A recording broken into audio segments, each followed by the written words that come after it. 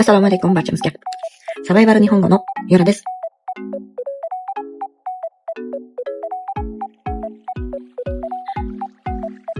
Yashash uchun kurashadigan yapon tilini o'rgatuvchi Yora sensei bugun ham sizlar bilan.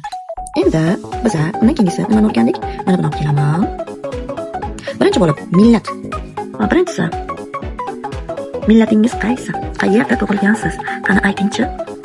Albatta o'zbeklar, O'zbekiston, o'zbeklik qo'shimchasi. Mana shu qo'shimcha bilan keladigan so'zimiz nima edi?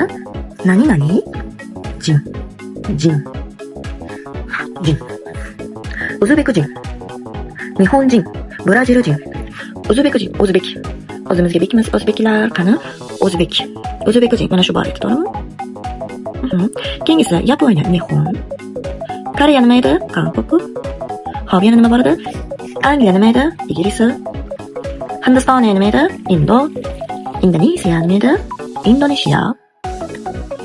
Tailand nima edi? Tai. Xitoy nima edi? Chuguk.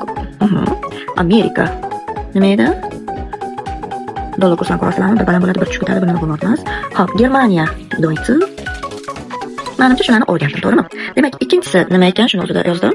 Ikkinchisi mamlakat. Mamlakat so'zlarini o'rgandik, to'g'rimi?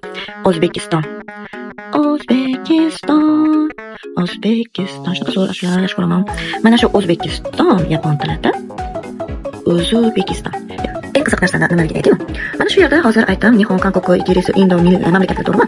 Lekin buni millat, qaysi millatdansiz desa, mana shu yerda nima qo'shiladi? Jin. Nima qo'yib qo'yamiz bo'ldi-da? Nihon, Jin, misol uchun. Nihon, Jin, Hankoku, Jin, Igirisu, Jin, Indo, Jin, Indoneziya, Jin, Tai Jin, Chuguk, Jin, Amerika, Jin, Deutsche, Jin. Lekin, biroq yapon tili qiziqdi. Ba'zi so'zlarcha sal o'zgarishlar kiritiladi. Mana shu Islom mamlakatlari bor, misol uchun. Mening tajribamga ko'ra O'zbekiston. Endi men Nihongoning yangi so'zlarida hali chiqmaydi kuya, lekin hozir aytib o'taman.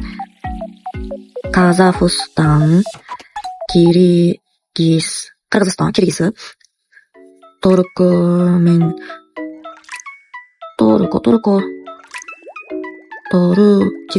Turkiston, yana Afg'oniston. Xolos, deyarli barcha shahar degan islom mamlakatimiz ning oxirgi mana shu so'zi tanib olib tashaladi. Bu ham tan bor o'zi aslida. Olib tashalab, jinni qo'yib qo'yamiz. Ya'ni O'zbekijin, o'zbeki emas-da. O'zbekijin, Qozog'iston, Qozog'ijin. Qani qizlar bo'lsa ko'rishgan ekanman mana. Qozog'ijin, Turkisijin, O'zbekiston, O'zbekijin, Kirgiziston. Ba'zi yaponlar mana endi Survivor Nihongoda misol uchun sizga O'zbekijin deska demaydi-da. Ba'zilarchi bilasizlarmi nima deydi? O'zi qanaqa aytilishini ba'zida yaponlar bilib ketadi bizda. O'zbekijin deska deydi. Nimagadir? O'zbekijin deska, O'zbekijin desam, O'zbekijin deska degan savol bilan javob qaytadi menga. Shunda, "Hay, O'zbekijin desam, yana ku deb to'g'rilaman." O'zi lug'aviy shaklda deydi. O'zbek tilida mana shu belgilangan o'zlashma so'zlarda O'zbekijin deb yozilmagan, lug'atlarda O'zbekijin deb yozilgan. Agar shu narsani kim qarab kelsa, xursand bo'lardim. Kommentariyada yozing.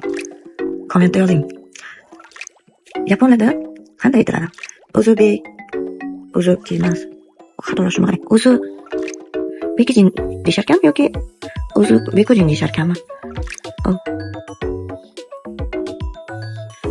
Sizlarning laykingiz, sizlarning kommentariyangiz, sizlarning share qilganingiz meni keyingi darslarni ochishga, yozishimga motivatsiya beradi. O'shaning uchun iloji boricha berilgan vazifani kommentariyada kutib qolaman.